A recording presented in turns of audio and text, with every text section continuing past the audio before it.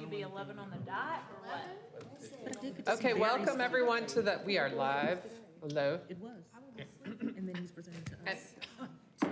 Excuse me. Welcome everyone to the Asheville City Council meeting. And this is a meeting of the Policy, Finance, and Infrastructure Committee, which is all of council.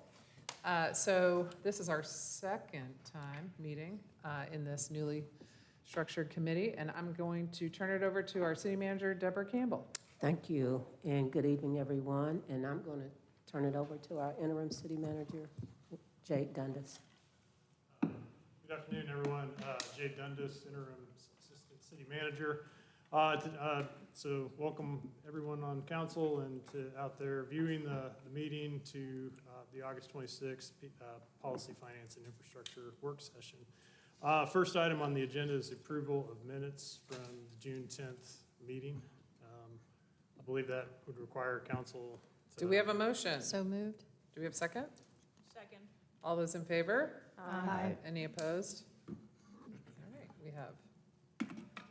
Okay, second item is the recovery progress update. In January, it's been a little bit since we came and talked about the recovery projects and our progress through the identification and the development of these projects, and then also the funding. Council has seen agenda items in the regular business agenda for design services and then some contract work for the completion of these projects, but we haven't come back to council in a while and given the update on where we are with the progress. Oops, wrong button. So today, we're going to break down the funding sources that we're considering for these. Now, again, these are the main funding sources. There are also other opportunities for us to use grant funds and other funding sources to complete these projects. And when we talk about projects, we'll talk about a very specific couple of projects, understanding that there are a great deal of and a great variety of projects out there. Key takeaways today are the project development work is being completed to ensure that cost recovery is maximized and that infrastructure is rebuilt to be more resilient.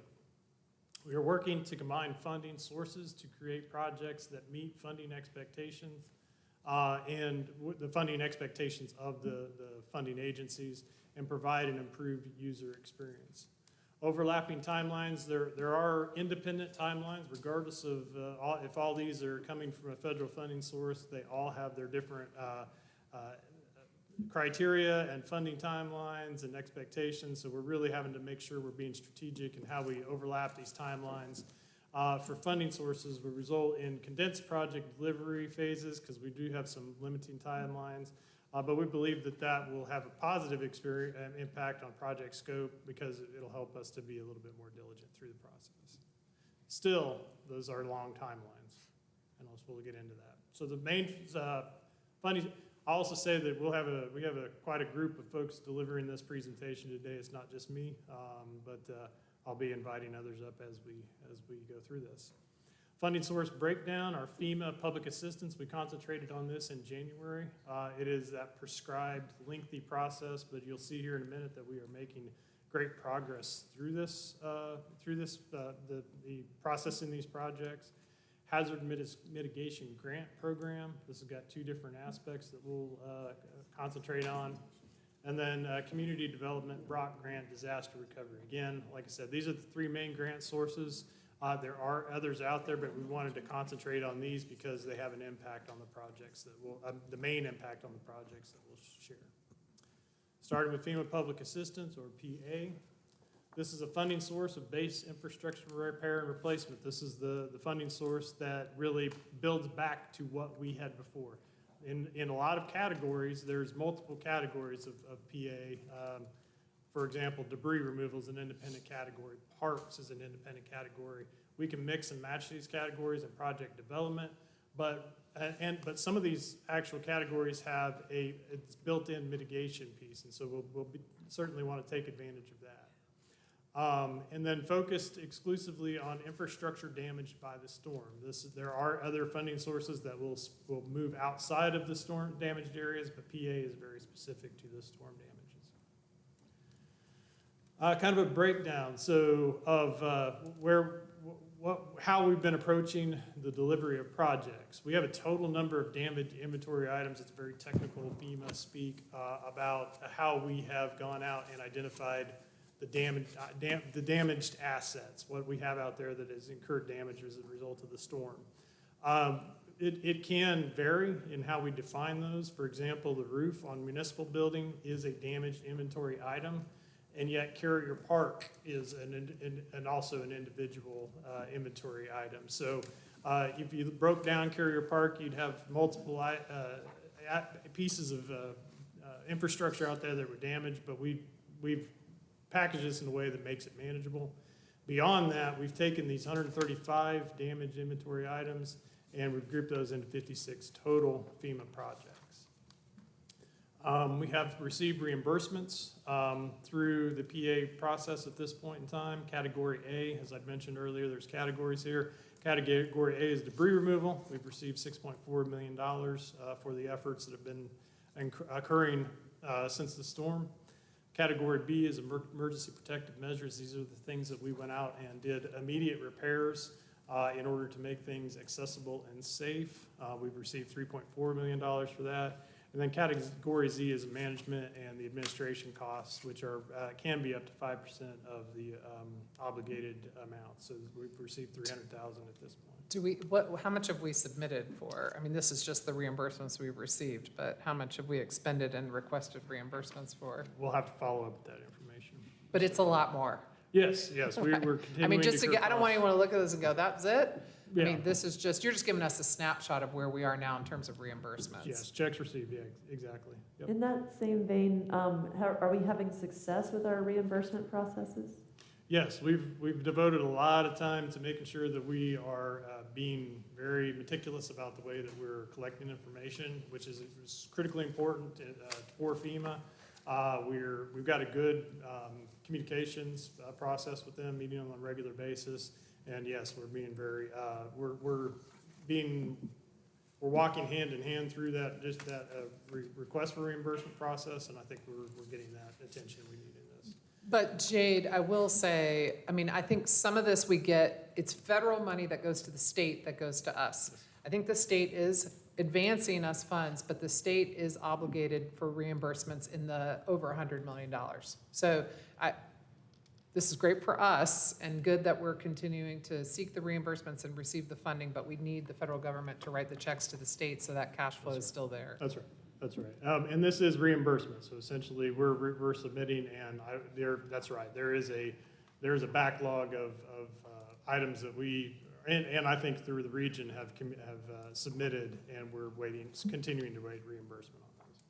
This is not the full request. All right, so this is a graphic we shared in January, or similar to a graphic we shared in January, really trying to highlight how prescriptive the public assistance process is, really focusing on maybe this light blue bar where it says the various phases. In January, we were at the beginning of phase 2, which is just really understanding what's damaged. We went out, we had to develop a damage inventory.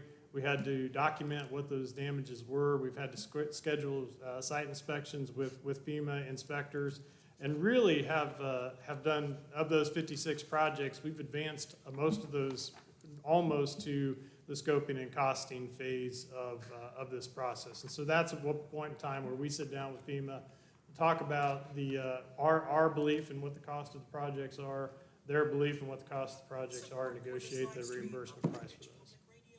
I just highlight the fact that so essentially, here's where we were in January, absolutely.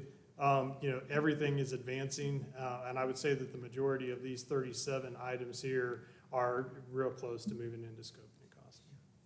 And we're staff keeps pressing on all of these. So if there's any questions on PA, I'm happy to answer them. Otherwise, I'm gonna hand it off to staff to go over the HMGP. Just a quick one on PA.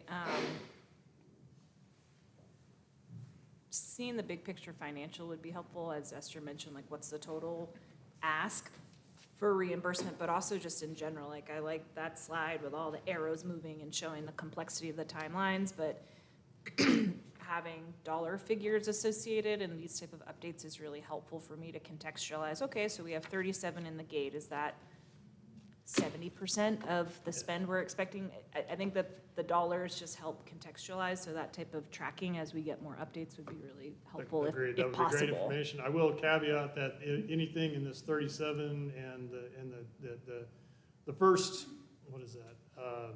They aren't even costed, They- really. It'll be an estimate Yeah. at this point in time.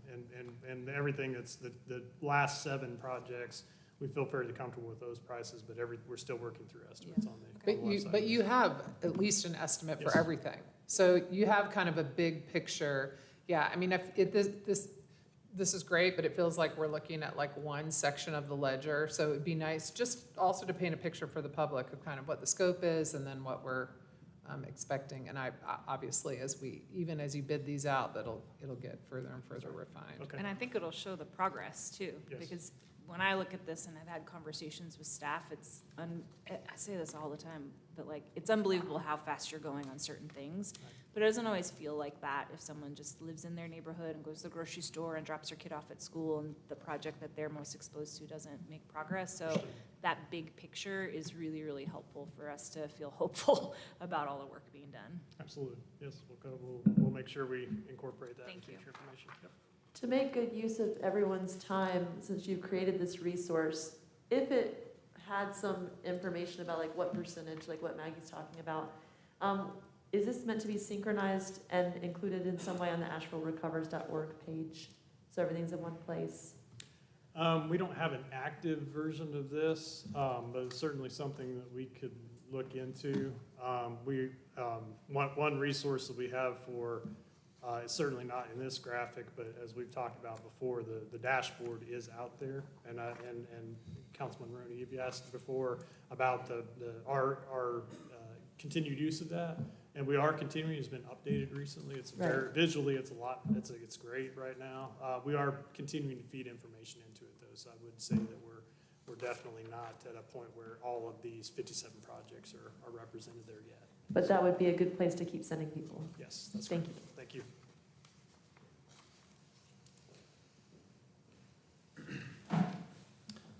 Good afternoon, council, city manager, staff.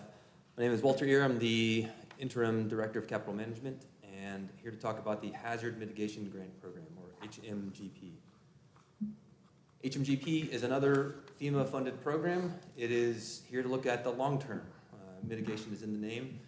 It is a $1.4 billion fund allocated directly to the state of North Carolina. We talked directly with NCEM in order to get projects approved and processed through the state-run system.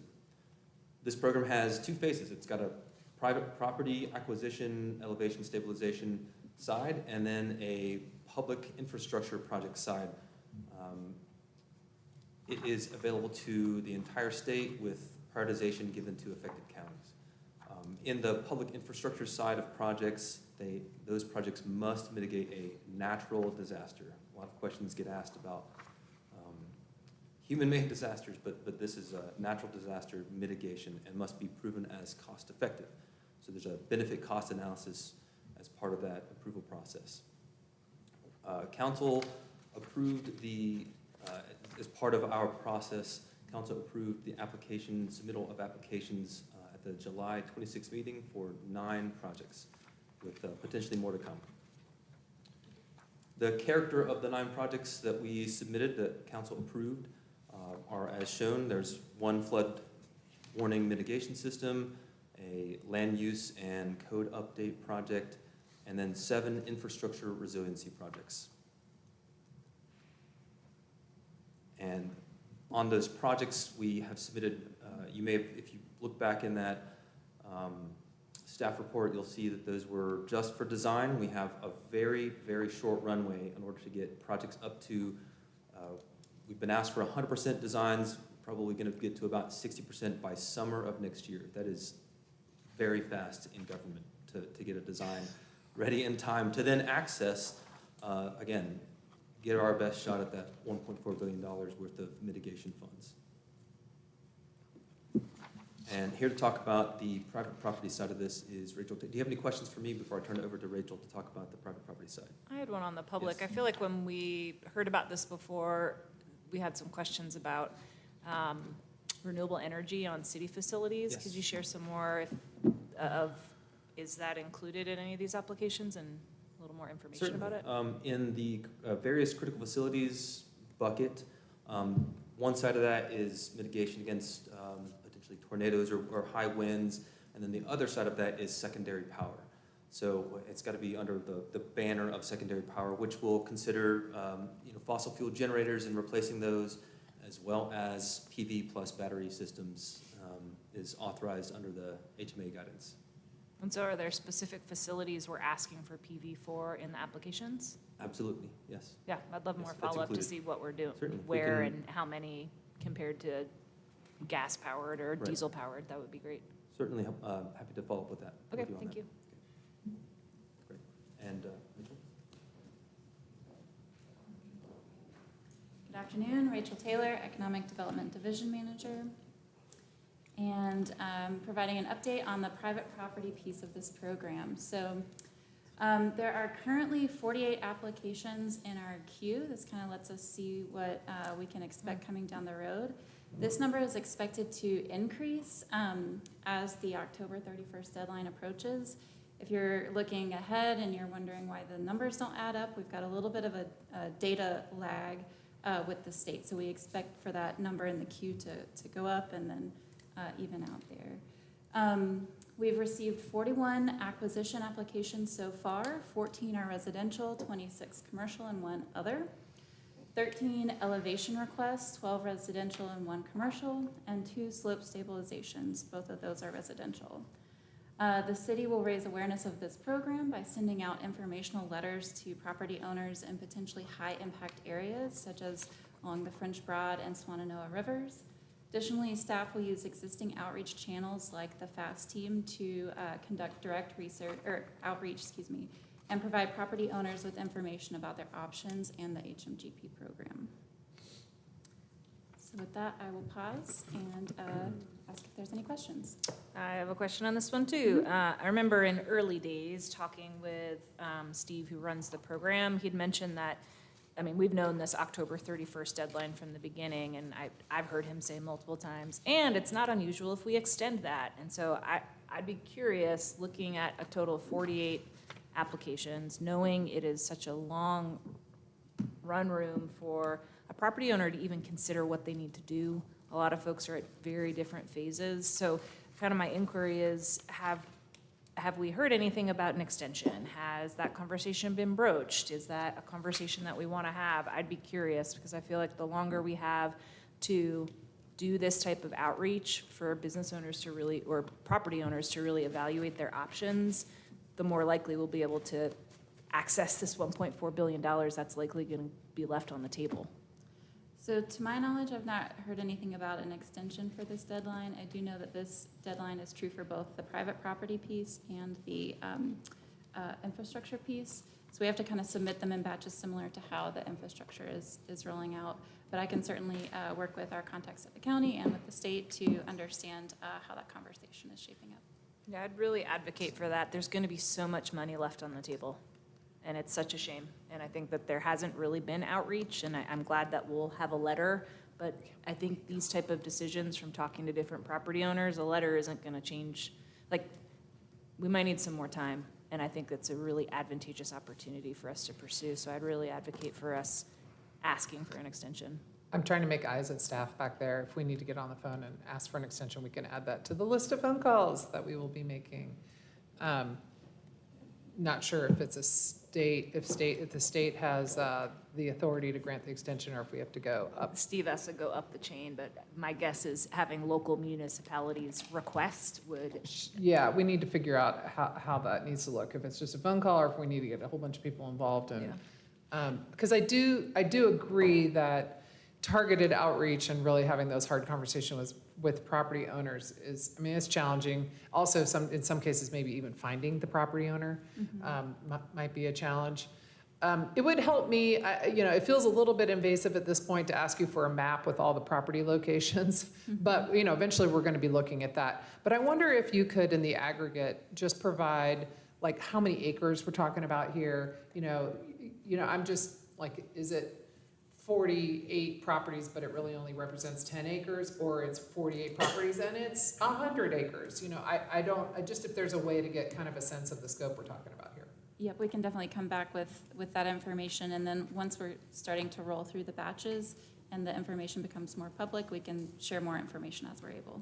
So since we are at the committee level and providing instructions to staff, and we need 4 more, I would support asking for an extension as well.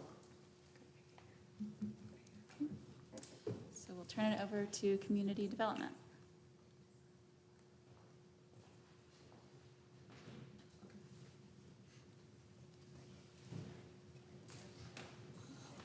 Good afternoon, council, and I appreciate how much y'all are talking about deadlines. Something I'm going to start doing every time I go in front of council or with my team is talk about our CDBG-DR deadline. We have 66 months and 1 week.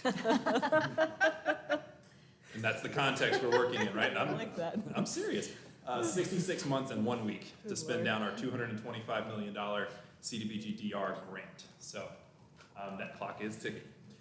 Just to give y'all an update today of where we are with our CDBG-DR program. Again, as a reminder, this is to facilitate long-term recovery, the restoration of infrastructure and housing, economic revitalization, and to fund our mitigation efforts. Staff have been developing policy and procedures for the distribution of funds informed by the Department of Housing and Urban Development's required action plan, which this council approved, not at April 3rd, it was April 8th. I remember, it was my birthday. At the April 8th, 2025 regular meeting. This helps to support plans for mitigation and resilience, and it's subject to strict eligibility requirements such as low to moderate income criteria. Where are we? So as a quick reminder, we received this allocation back in January. Governor Stein and the acting secretary of HUD were here at Mountain BizWorks to announce this allocation to us. During that time, since January, we held an extensive community engagement process where we brought a draft recommendation for our action plan to council. We then went back to the community, got more public input, and revised our plan. And in April, we came with a final action plan incorporating that feedback. And we submitted that to HUD for approval and received approval in May. Since then, we have been developing our guidelines, procedures, and coordinating with HUD on our financial management and grant compliance certification process, which shows to the federal government and our community how we're going to be responsible stewards of these funds in the long term. And we, as of 2 weeks ago, received a grant agreement from HUD saying that yes, we are certified for grant compliance, and that grant agreement is fully executed. Congrats. So that is done. So we were super happy to have that fully executed as of last week. So we have full grant authority. Now that does not mean that we are rolling programs out today. What that means is we are finalizing our program policies and procedures to be able to roll funds out. And part of that, HUD conditioned our grant on us bringing staff on board. They said we need to hire 4 folks that we outlined in our staffing capacity assessment. One person we already have on board, that is our CDBG-DR program manager, who is Elma King. She's sitting right here behind me.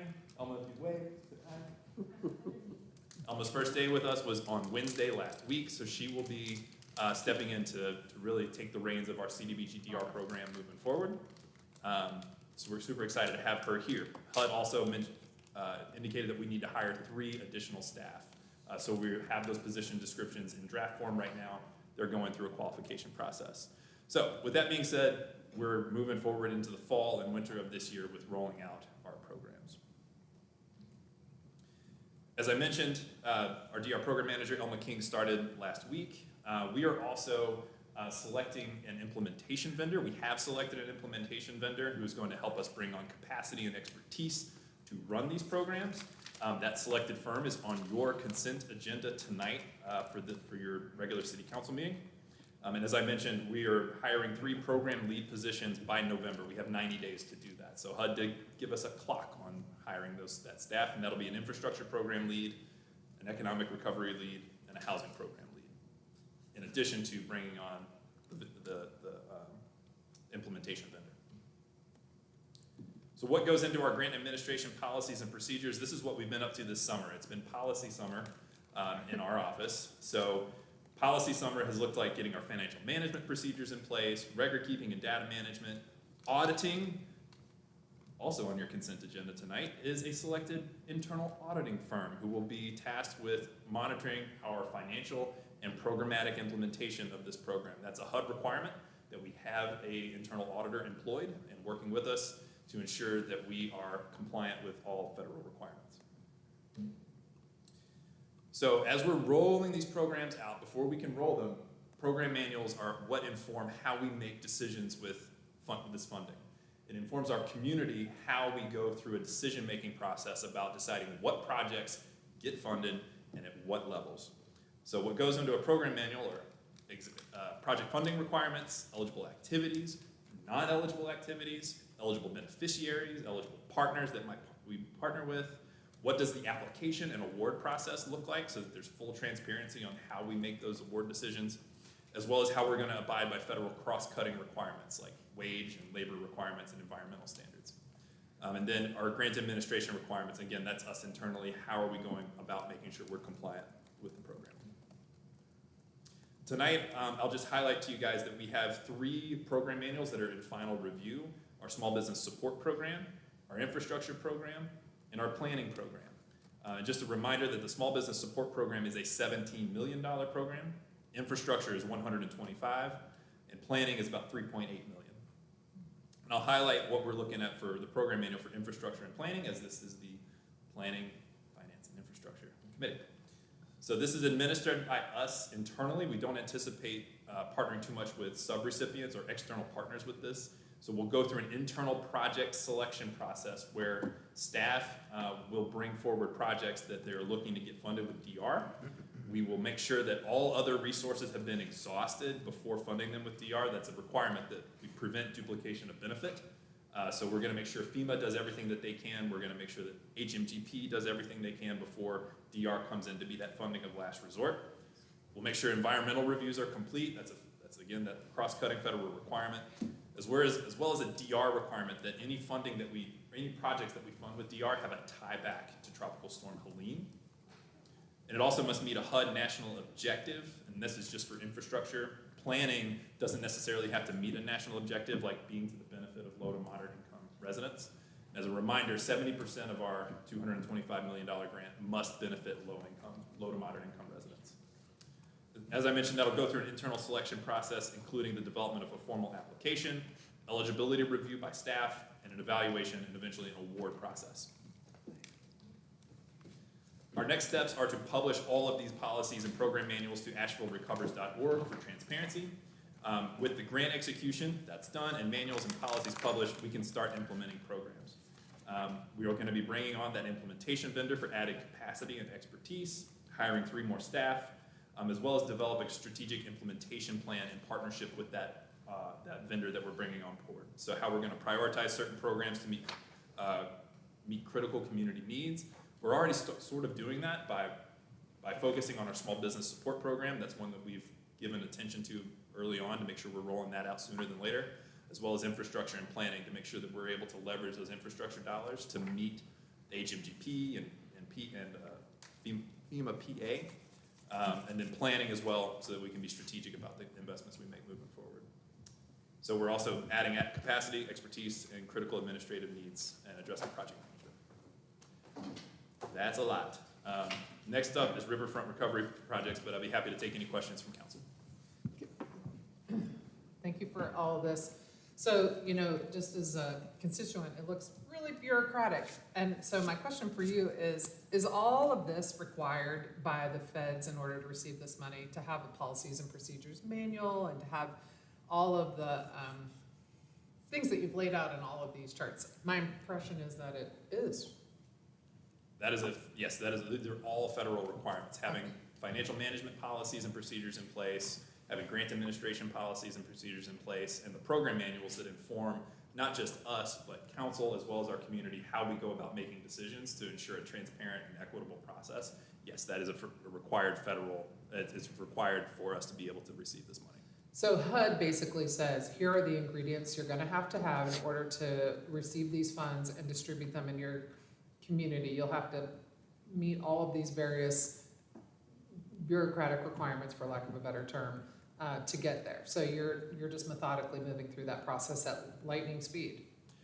We're moving as quickly as we can. We've had really good help, and we understand that we need help moving forward. So that's why we're bringing on this additional capacity, bringing on an implementation vendor to help us move this forward as quickly as we can. And all of those requirements are laid out. As soon as we received this allocation back in January, the path was pretty clearly laid ahead of us of like, do your action plan, do your community engagement, get your financial management grant compliance certification all in place, and then your program manuals to be transparent about how you make decisions for funding. So yeah, thank you. Man, have really great work. This is a lot of work, and you and your team and the help that you've had have knocked out of the park, and we really appreciate it, and the community appreciates it and notices it. And welcome. Really great to have you, and thank you. Thank you, Bo. Councilman Hess.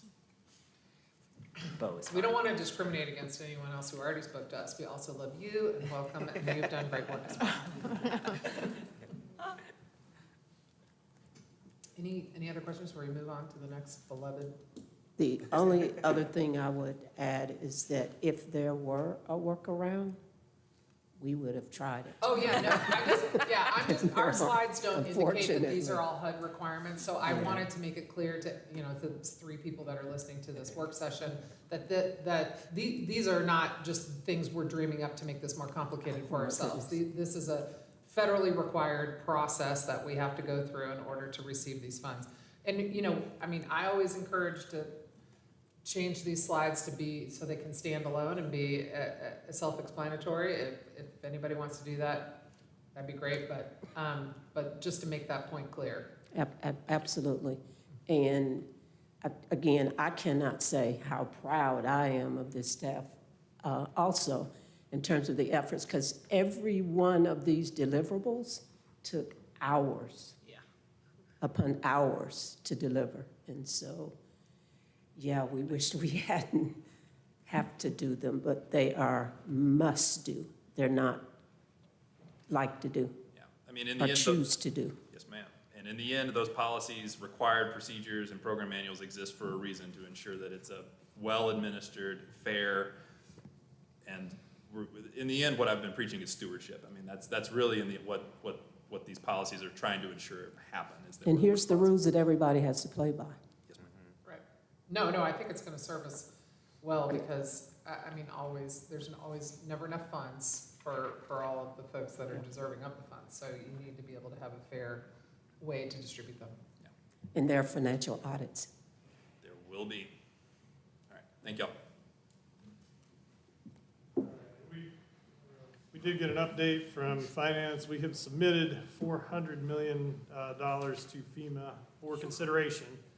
These are just estimates, and again, this is back to the slide where we were show the FEMA process. We are going to work with FEMA through the process of identifying, agreeing on costs, and then work towards the obligation of those funds, plus any additional funds that we So have. the FEMA PA estimate is around $400 million. To date, yes. Yeah. And we've okay. gotten No- a little less than 10 No, million. no. See, I knew you were you're not saying that this is what we've asked to be reimbursed. You're saying this is the total estimate for project costs. Submitted to date, yes. Wait, hold Yeah, on. a so, second. so this may not be the all comprehensive of all of the 56 projects that we've Right.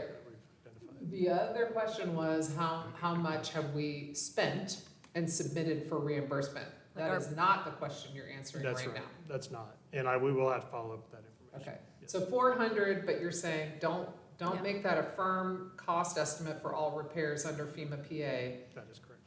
Could be more, could be less, could be more, probably. Yes, yeah, stay tuned. Yeah.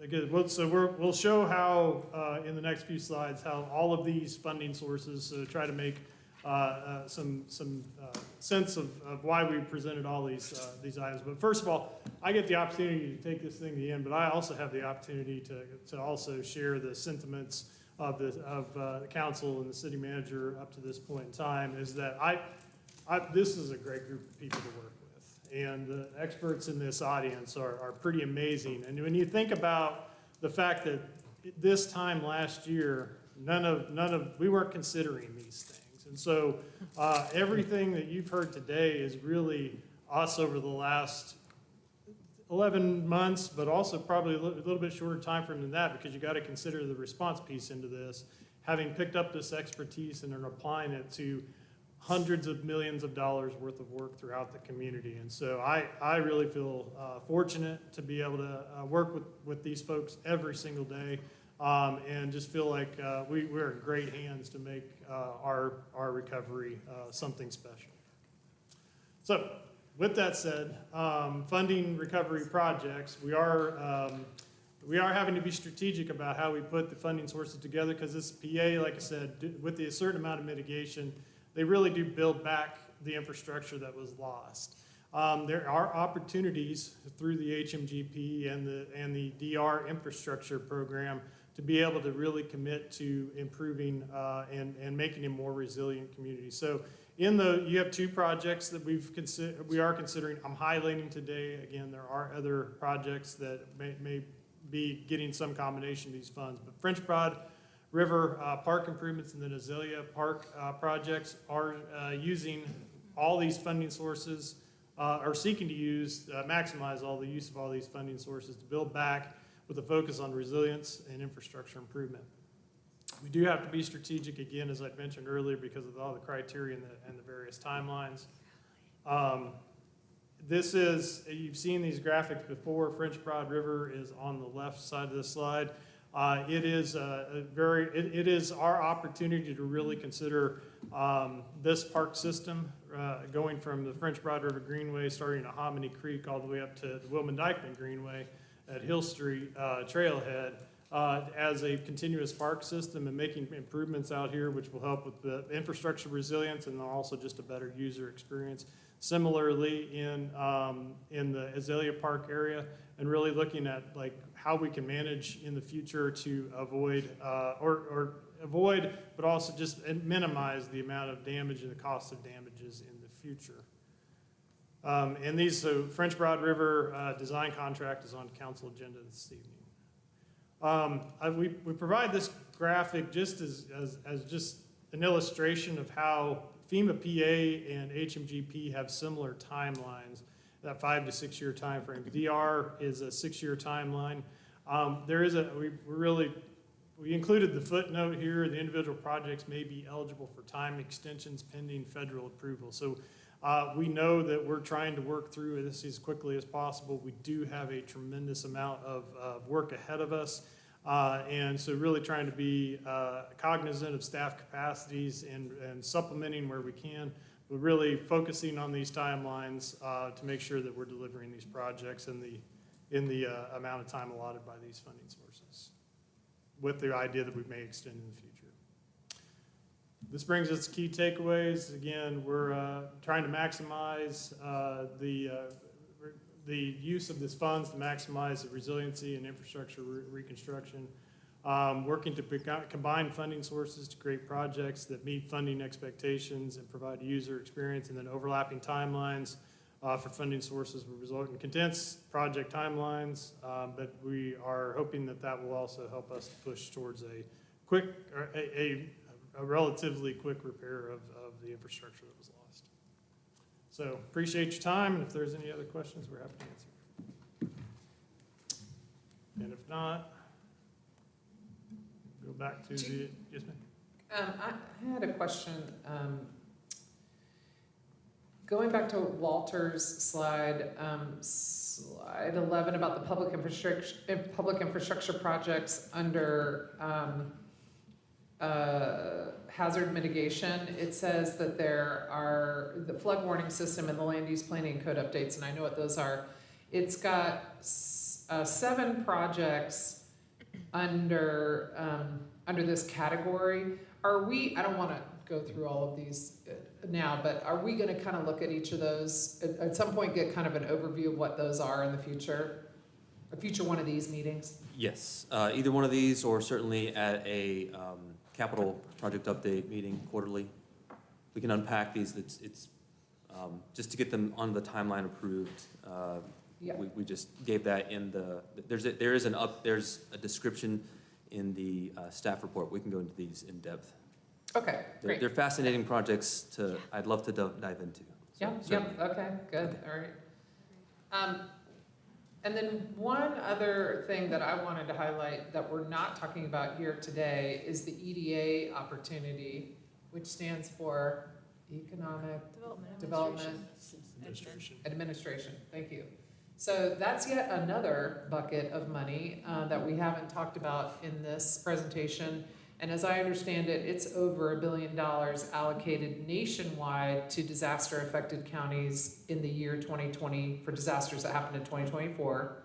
And it's more narrow in terms of what's eligible for it, but we are a disaster county eligible for this funding. And we have a couple of things that we're gonna be applying for in that grant opportunity. So just, I try to make this clear when I talk to folks out there about I say buckets, the different buckets of funding, and trying to match up our projects to leverage as much money as we possibly can over the next several years. So you're gonna hear later this week about an announcement around, I'm not calling it a performing arts center, we're calling it something else, but I can't remember what it is, but I'm gonna need to. Cultural arts and Cultural arts, something. entertainment. But what sort of is really a performing arts center.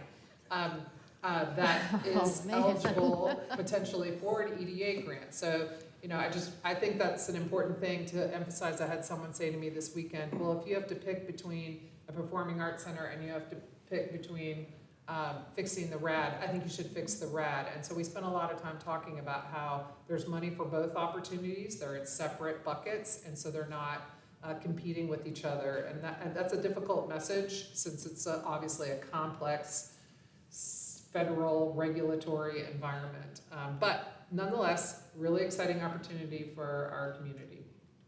Yes, and we're looking at every funding opportunity we can and how it applies. You all are, yes, good work.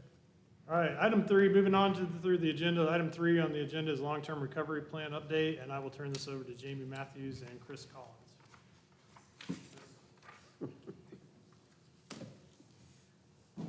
All right, good afternoon, Mayor, Council. I'm Chris Collins with the city's Planning and Urban Design Department, and I am here to get this mouse to work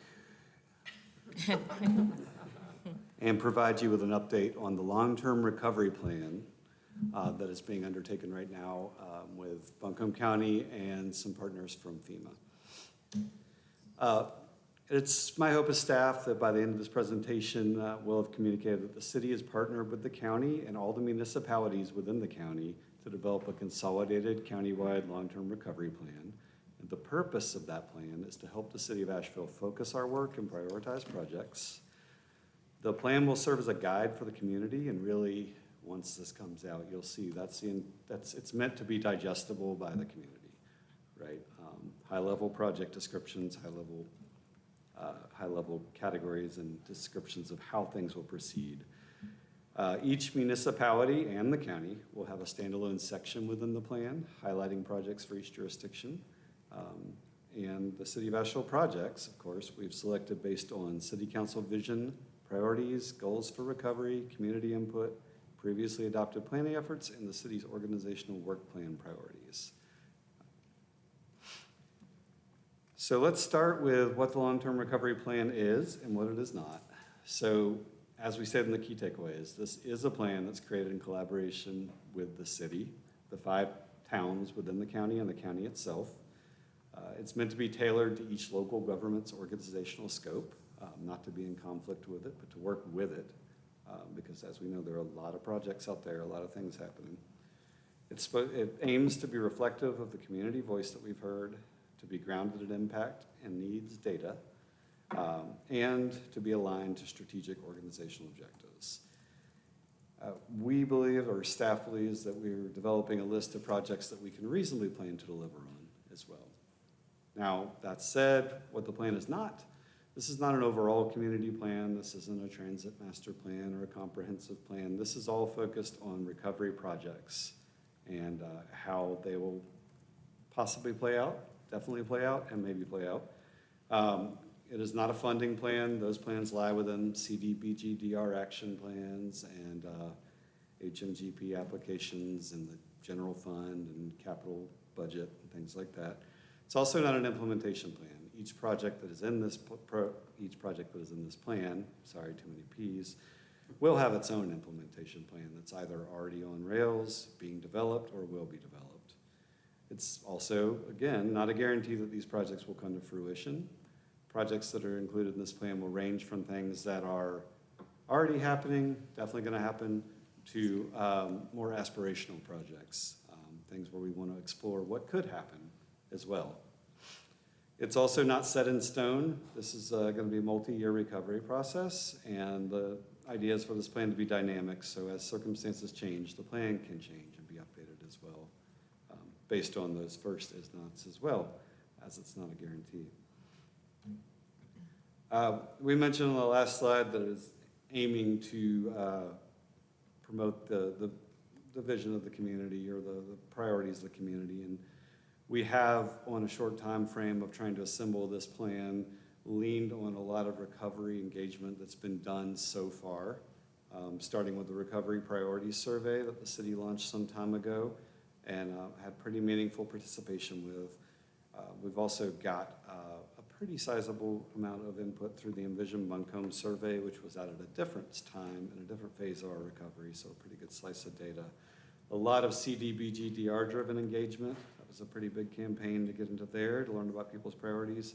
And probably most recently, there was some engagement around the ULI advisory panel that happened.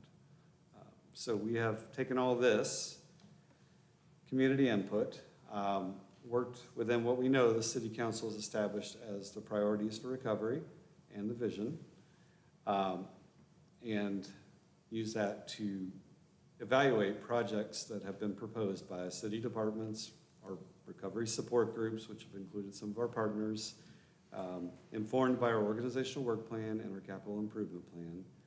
Those projects that have come from those processes have gone through an internal project proposal review team, which has been interdisciplinary, and has made recommendations to the executive team, and has culminated in a final draft list for inclusion in the long-term recovery plan. It's my understanding that that list has gone out to council, but we will do a quick overview of some of the things that are on there today. All right, so starting that overview is a look at the council priority breakdown for the projects that are going to be included in the plan. 19 of those fall under the infrastructure and environment category.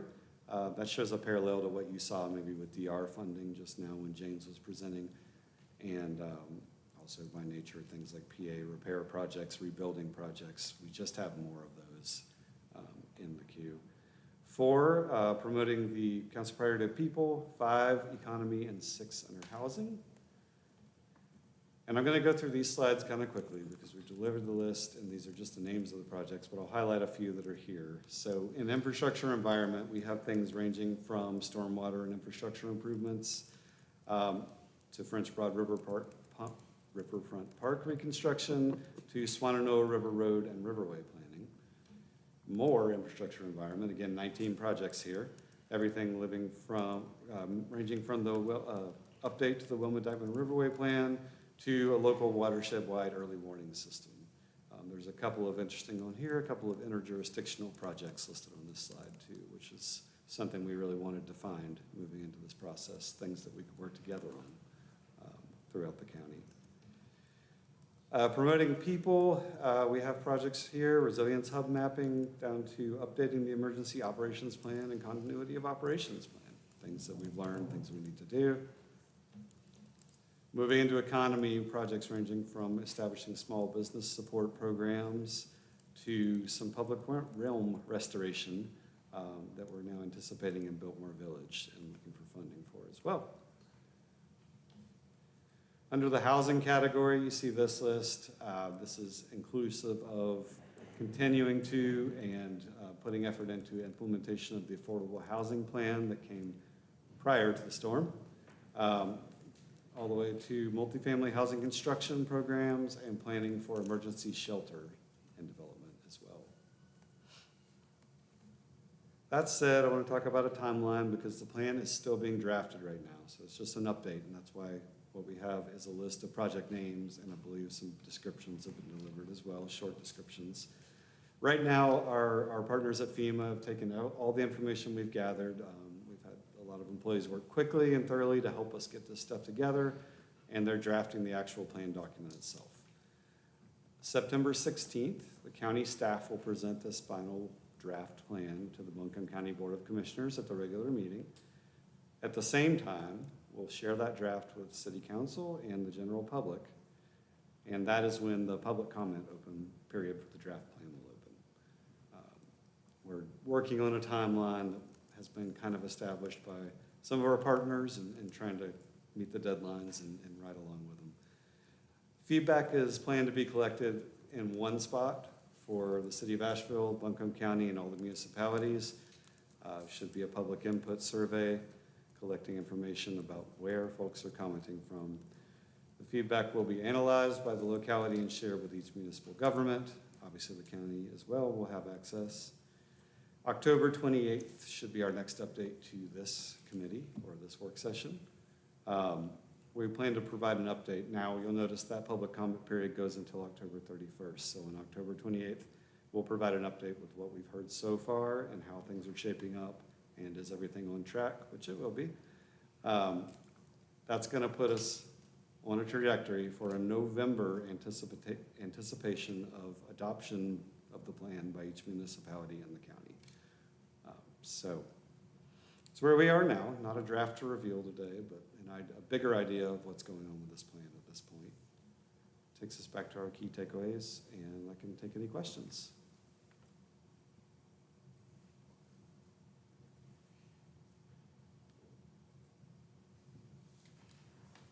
Okay. Thank you. You also are very much appreciated and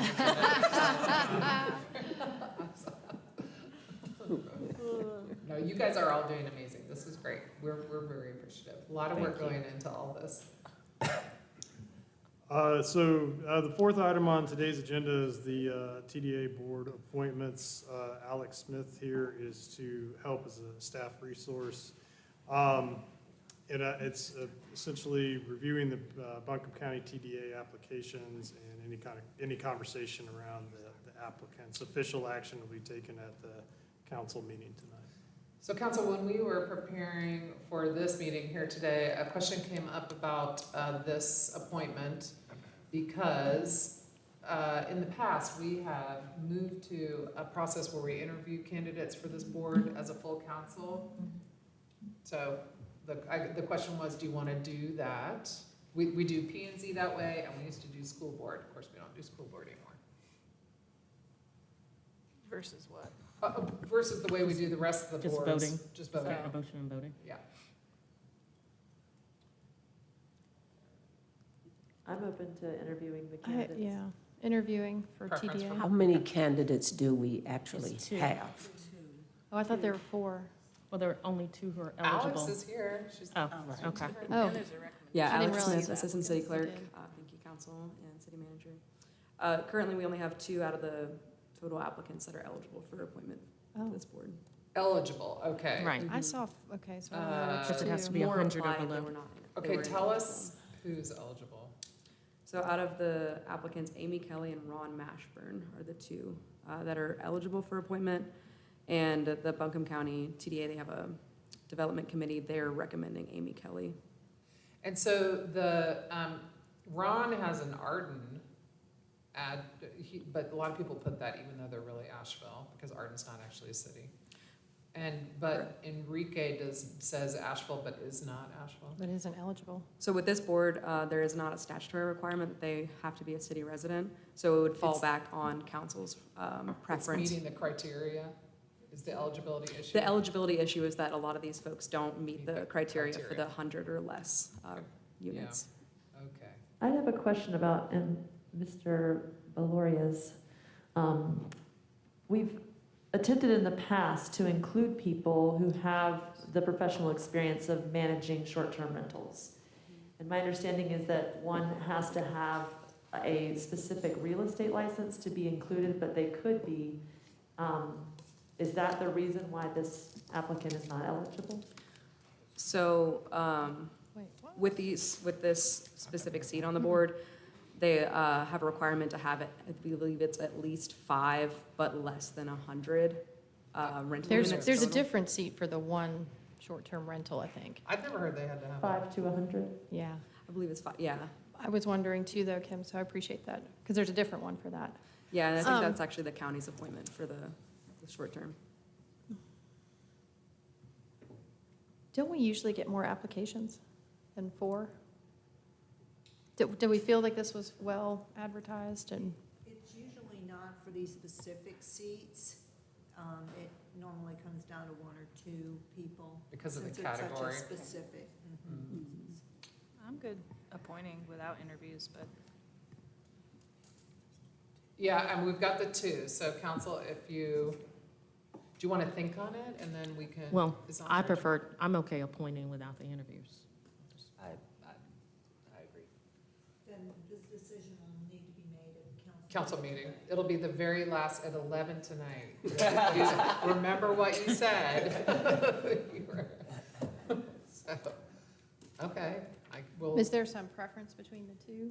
Or we, I mean, we can do it on a just- case-by-case can you just do it right basis. now, I mean, or- we could say- Oh, no, the action will be the formal action during the council meeting. Correct, Okay. yeah, we're not taking any action we right just now. have it on the agenda? It's just to ask that question of the, do you want to interview or not? That was it, just so.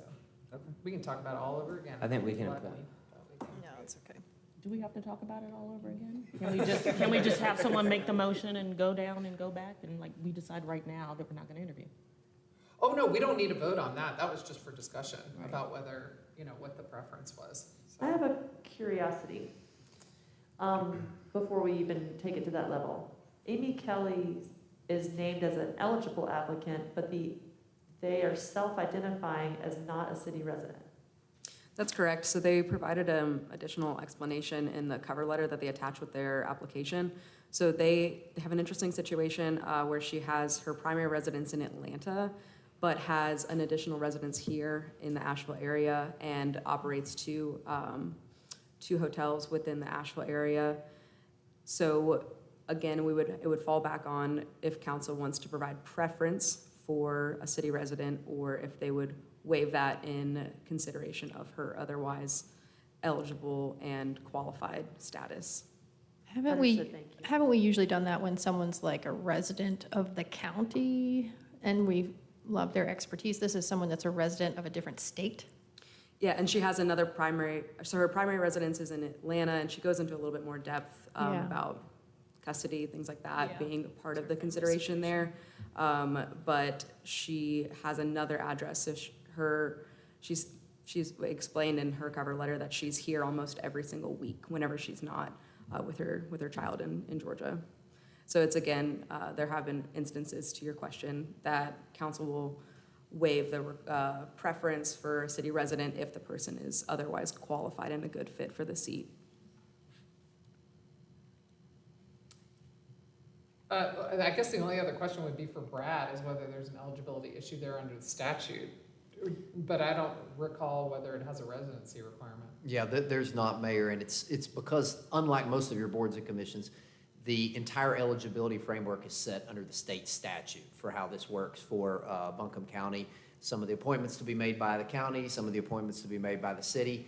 Each one of those memberships are defined by classification of how you fit into the tourism industry. What, do you own a hotel? Do you own a management company? But there is no requirement that it be a city resident. We do have a city policy that says you will give preference to city residents, but it is not a requirement, and you've certainly waived that in the past. That sounds crazy to me.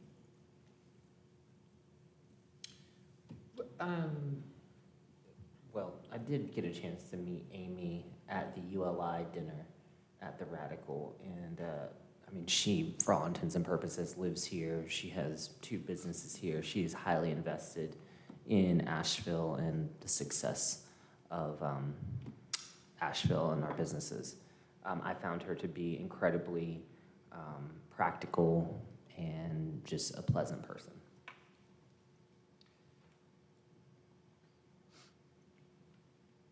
So I guess the other question is, are we allowed to vote on this at this meeting, or do we need to wait for the council meeting? I think the official vote should take place at the council meeting. We haven't noticed this as being a vote at this committee meeting, and because it's a work session, you typically do not take actual votes.